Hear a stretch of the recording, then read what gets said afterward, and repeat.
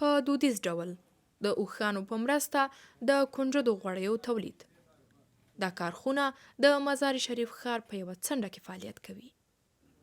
تولیدونکي یې د بازار له نشتوالي او د موادو له لوړو بیو شکایت کوي. کیلو روغن 1 کیلو غوړي 400 افغانۍ دی او یو سیر کنجد 900 افغانۍ دی. که همداسې دوام وکړي 6 میاشتې وروسته یا کال وروسته زموږ هټۍ هم بندیږي. دولت یې باید مخه ونیسي او اجازه ورنکړي چې کنجد بهر ته ولېږدول شي.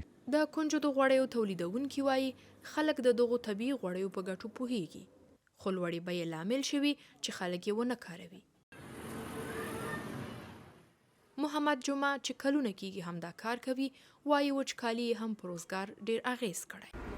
چند سالهای پیش در مزار شریف 109 دانه جواز بود. څو کاله مخکې په مزار شریف کې د کنجدو د تولید 109 کارخونې وي، اوس 10 یا 12 پاتې دي. دا چې روغتونه نشته، د کنجدو او زغر فصلونه ډیر نه کېږي او پرته له دې دا قاچاق کېږي او بهر ته ځي. یو من کنجد مو په 2000 یا هم په 2500 اخیستي. اوس 1 کیلو غوړي په 400 افغانۍ دي. د چا وس نه کېږي. خرڅلاو نشته، چې خرڅلاو نه وي ټول کارونه په ټپه درېږي. فروشات که نباشه اون پرچاو میشه دیگه، کل جوازا کاربارا پرچاو میشه. افغانستان کې د اوښانو په مرسته د کنجدو غوړیو تولید پخوانی مخینه لري. تر ډیره وخته یې په ټول وطن کې خپل پیریدونکي درلودل، خو اوس دغه صنعت کمرنګه او ډیر کم اوښان یې څرخ تاووي.